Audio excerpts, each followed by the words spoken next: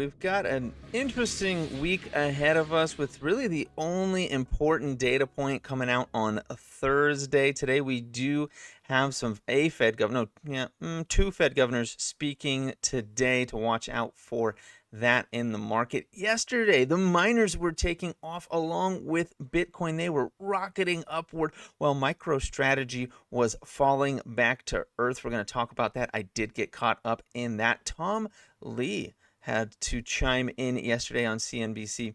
We're going to take a look at that as well here in a moment. Let's get going. So we've got Tuesday. Yeah, we've got two Fed governors talking today.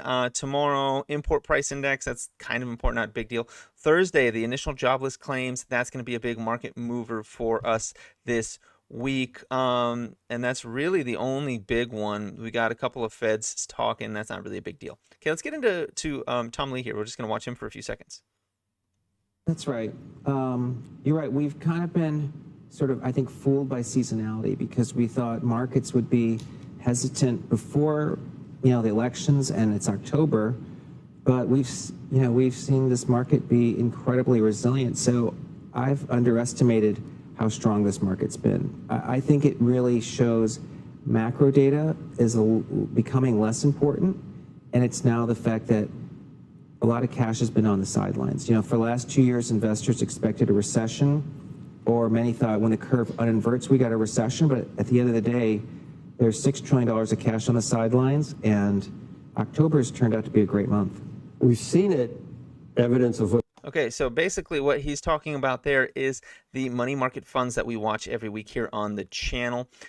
He does go on to mention later on the debt levels are low, especially on margin. That's another thing that we're watching here on the channel to see when those start to roll over. That will mean that, one, we're about to get the big run up, and then two, that it's about to be over soon. So Tom Lee's watching those things. We're watching those things to kind of indicate where the market is going to go, and we're trying to get ahead of the puck on this one. So MicroStrategy, we're going to start with MicroStrategy. You can see the miners are up again today while MicroStrategy is up just a tiny bit. So why did it fall yesterday? What happened yesterday? And what kind of mistake did I make on this one yesterday? I let myself be fooled by some data that came to me that I was monitoring yesterday for MicroStrategy. Caused me to go against my better judgment on MicroStrategy, try to go long when I should have gone short or sat on my hands, and it burned me pretty good. So I saw MicroStrategy was up here. It was outside of the ATR band. It was above the ATR band. We're still currently riding that thing up, but we were up. We closed above it the day before. We opened above it yesterday. Bitcoin, though, was up 4 or 5% in the morning. I saw some major bullish flows coming through on options, on the options chain for MicroStrategy early in the morning. So I got long on it when I should have sat on my hands. I knew I should have sat on my hands. It made me second guess myself seeing those two big pieces of data that MicroStrategy generally would follow. Bitcoin being up, being a huge factor.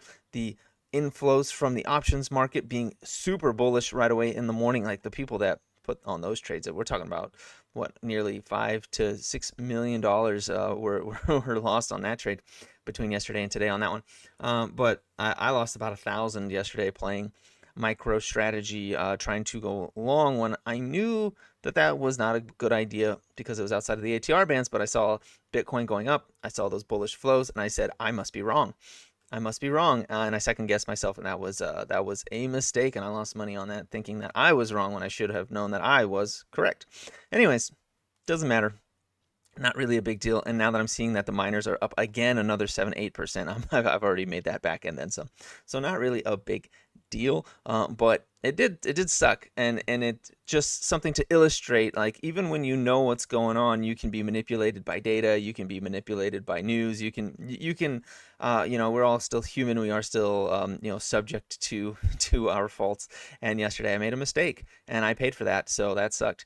But I mean, don't feel too bad for me. I made money yesterday overall. I'm making more money than I lost yesterday just right now. Looking here, seeing how much these miners are up, I'm definitely making money again today.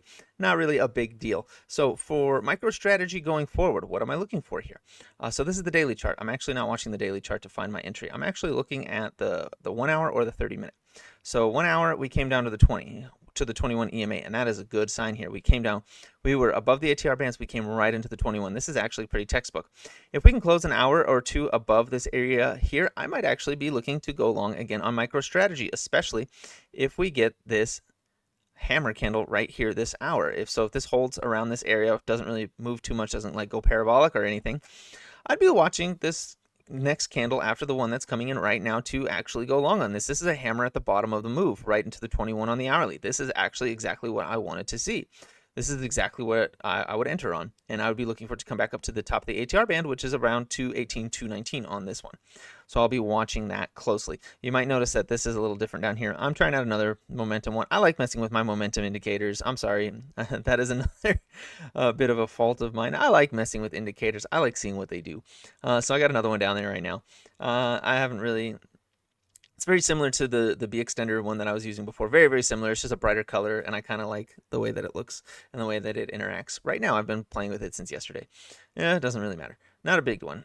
So the 30 is actually, yeah, I like the 30 more than the hourly right now. The 30 is going to close in 2 minutes. That might give me my hammer candle, and that will let me see what the next candle is going to be. If we start getting a candle above 210 on MicroStrategy, I would be looking for a short move up to about maybe 215-ish before these momentum oscillators start colliding with the faster ones start colliding with the slower ones, and potentially we might see it roll back down to the 21 around 207 before climbing higher. So we're going to watch that right now. Also, you see that this is called average force. The average force here on the 30-minute is actually turning like that pinkish red, whereas if we go on the hourly for MicroStrategy, it is still kind of getting smaller there. It is still kind of yellow. So we are watching that closely. I do want to see this thing start turning yellow, or at least these pink ones getting smaller versus larger on the half-hour chart here before I'd be going long on MicroStrategy. Now, I am currently kind of priced out of this thing. So basically what I'll have to do, since I've only got, like 15, 16,000 on the side from running it back when it was at 120, and now it's at 200 and it went there really, really fast, is I'm going to have to buy more time.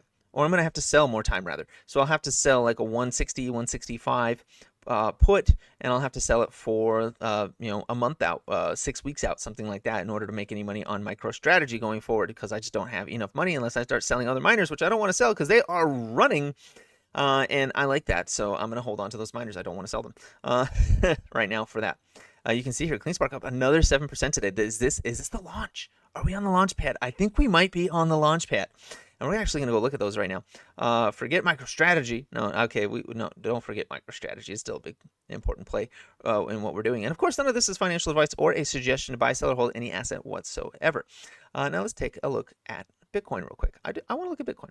Bitcoin's up another 2% here today. Let's go to the daily. 2%. Bitcoin. This was a double bottom, confirmed. We're going to the top here. We're going to hit $70,000 likely very quickly. We're going to come back. We're probably going to back test this 66.5 here tomorrow or the next day. We're hitting the top of the ATR band, and generally when we hit the top of the ATR band, we do a little tiny pullback. So I would be expecting a day or two of us pulling back into about 66, and once that happens, that's the launch pad. Okay, that's the launch pad. If we come back down to the 5-moving average, which tomorrow or the next day is going to be up around 66, 66.5, if we come back to tap that thing and we don't break it, we're going back up to 70. So keep that in mind. Things are happening. They are moving. Bitcoin is on the move. And when this thing is on the move, it is a freight train. Do not get in its way. So Bitcoin is starting to heat up. This double bottom is confirmed. We come back, we test the top of this thing, which hopefully will be the 5-day moving average in a day or two. That is going to be a launch pad. All right. It's going to be just like back here. Just like this. Study this little area right here. This is what we're looking at right now. We came up for 2-3 days. We went sideways to down for 3 days. Then we popped up for 2-3 days, sideways to down for 3 days, and popped up again for 3-4 days, just driving higher each time. Now we did fall after that, and we might do that. We might see, like, the week of the election, we might see a further pullback, which might start looking like a double top here. But I'm not too concerned about that, honestly, because now, depending on who wins, we may get more of a push than the other candidate. But I mean, largely, honestly, we hit a new all-time high before the halving with Biden in office, with Gary Gensler, bringing the hammer down on all of crypto. We did that. So I really don't think it matters who's in The Office, the only way that matters is the initial knee-jerk reaction to, oh, we didn't get who we wanted for crypto. And then we see a week of pullback, and then we start launching anyways, because guess what? Crypto don't care about you. Crypto is a global asset. And guess what? The world loves crypto. The world loves Bitcoin. It's just the Americans holding it back. So why don't we just stop doing that and let this thing run? I'll give you a hint. It's because they don't want us to have any money. So let's move on to... No, wait. Before we get going, smash that like button. It really helps the channel out a whole bunch. Subscribe. If you're still with us, if you're liking this content, check out the Trade Cave store. Link in the description as well as the channel bio. There is a brand new product on there. Again, another hoodie. Go check that out. Link in the description as well as the channel bio. Okay, enough with the station break. Let's move on to CleanSpark. CleanSpark is up 7.8% again today. This is a huge move. Look at this. CleanSpark is breaking out. It is breaking out. Okay, so we're at the top of the ATR band for the day. We're at the top of the ATR bands. So we're probably not going to go a lot higher. We're probably going to do a little bit of a pullback into the next couple of days. Okay, keep that in mind. Average force here is turning yellow. That is good. All the momentum oscillators are pointing sky high. All right, we got to drag. We got to absolutely just drag this orange one out of the oversold condition. We've gone up before and left that one behind. But this time we're seeing even the purple one come up. There's a green one down there too that's down here that needs to come up as well. When those two start moving up above this, that's when we're really taking off. We are confirming above the area I wanted to confirm above, though. Yesterday we closed above that. Great. Today we opened up above that and went even higher. We didn't even stop. We came up to my horizontal line here at 11. What is this? 11 something. CleanSpark likely. So we got our bottom, right? We had a bottom, and our neckline was up here at 1049. We crushed that neckline. We are way above that. This thing is likely starting to break out, and this is what we want to see. This is exactly what we want to see. Now, the only real thing in our way once we get going is the 200-day moving average up at 1417. Okay, once we get above 1417, we're back between 15 and 18. Now, that's going to be a bit of an area where we got to chew through a lot of resistance. Okay. But once we get over that 200-day moving average, we're going to see $18 again real fast. And I wouldn't be surprised. I would not be surprised if by Christmas time we're trading up around $22 to $25 again for a little while, maybe even up in the low 30s. That is my target for Q4. I'm looking for a low 30s sort of move out of CleanSpark. That's what I want to see. Now, may that happen? I don't know. We'll see. I'll assess it again once it gets over 18. That's when I'll be talking about that. But we are confirming. And we're going up, and this is great. Bit Digital up 9% today. Look at that. Look at that thing. That thing is launching. Absolutely launching. We came into the 200-day moving average, bounced like a champ. All we got to do is go up. We're not even up at the top of the ATR band on Bit Digital right now. That's all the way up at 387. We've got a lot of runway left before we're even at the top of the ATR band. This thing can absolutely moon still, and we are making an inverted head and shoulders on this chart right now, and that is a super uber bullish sort of pattern to get on any stock, let alone such a high beta one. So this thing, inverted head and shoulders, that inverted head and shoulders, that can take us all the way back up to $5.25, potentially even up to $6 on Bit Digital. Do not sleep on Bit Digital. Never count this one out. I love this one. One of my favorites, one of my biggest holdings. Bit Farms has been a bit disappointing, up 0.5% today. Honestly, Bitfarms has been in this significant downtrend since June, and it has been having such a hard time breaking out of it. It's stuck in this descending channel back into the larger descending channel. It is below the 21-day moving average, and it is just showing such weak moves out of it. That's a bit of a disappointment, honestly. It's become a pretty small part of my portfolio these days. It's still on there, but it's significantly smaller than the others right now. CleanSpark and Bit Digital are significantly larger, so is IREN. So Bitfarms has been, ever since Riot got involved, Bitfarms has been just a dud, honestly, and that makes me sad, and it's hard to look at. But the momentum oscillators here, so on the average force is getting smaller. The momentum oscillators are pointing up, so there's hope here. And I think that once Bitfarms starts to move, it's going to move really fast. I think this one's going to look bad for a while, and then once it does break out, it's going to break out like crazy. And we're going to find this thing back up at like $3.28, even $4 or $5 by the end of the year. I would not be surprised at all by that. I'm not sure exactly what's holding this thing back right now.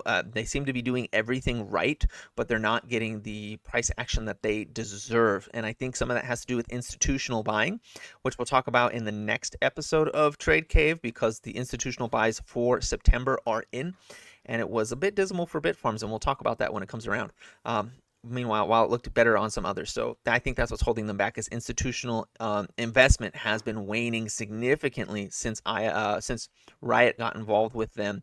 And that's been very disappointing. So I'm not exactly sure what's going on there. And we will analyze that and kind of come up with some ideas about why that might be later on in another video. All right, Mara. Mara is still charging up. Not as impressive as CleanSpark or Bit Digital. Okay, not nearly as impressive. Mara, but it's not at the top of the ATR band like CleanSpark is. So it's got room all the way up to 1944 before that. Or sorry, 1902, and then 1944 is the 200-day moving average. Once it gets over those two, though, like once it gets over the 200-day moving average, the ATR bands will widen a bit and it'll have some room to breathe. But once it gets over the 200-day moving average, we've got room all the way up to 23 on that thing.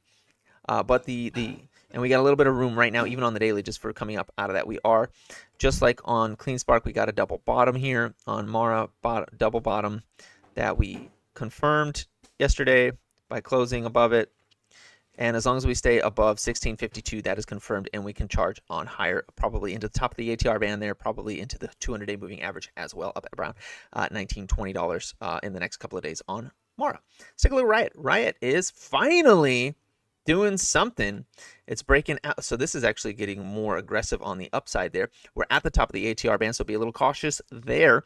But we are breaking out of this descending channel, this smaller, more aggressive descending channel. We're getting out of that. And then we got room up to the midline of the larger descending channel around 1044 on RIOT. That's what we're looking for. We might see a bit of a sideways action in the next couple of days so that some of these, the ATR bands can reset and widen up a bit. But largely, this is looking good for RIOT. A lot better than Bitfarms right now, which makes me a little bit sad. All right, IREN. IREN is, ooh, I like this. IREN is getting above this squeezing pennant here. All right, it's going above it. That's great. I like to see that. Today, this one also has a double bottom on it. So we got a bottom here and a bottom there. And we're looking at the neckline, which is at 875. We're currently above that. We're trying to confirm above that. If we close above that today, that is confirmed. Okay. And that means IREN could go higher. And that also shows up in an inverted head and shoulders on IREN.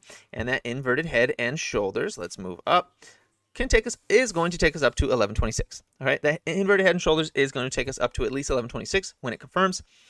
And once it conquers 1126, we are very quickly likely to find ourselves back at about $13, $14 on IREN.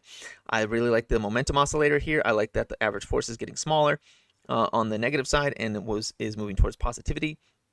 I really like the way IREN looks right now, and I am looking for a move up to 1126 and even up to about $13, maybe $14 here soon. I'm thinking around Christmas, we're probably my target. So my target, and I've talked about this before, by Christmas, my target is between $17 to $19.83. Okay, $17 to $19.83. That is my zone where I'm going to be taking profit on IREN this Q4. So keep an eye on that.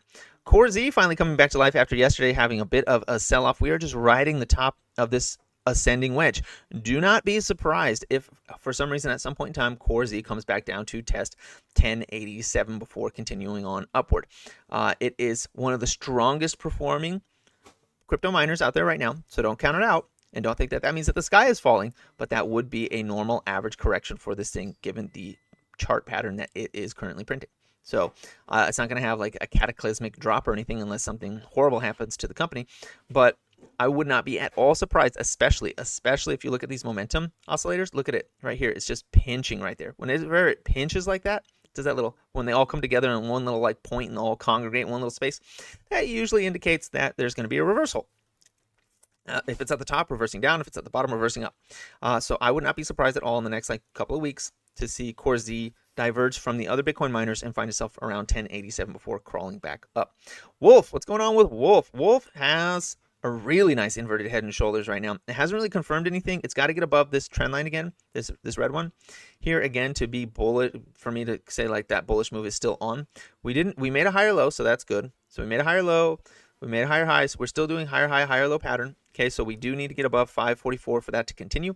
But if we do get above 544, if we do, that is an inverted head and shoulders. And where does that take us? That inverted head and shoulders takes us almost to $7 on WULF. So WULF, watch it.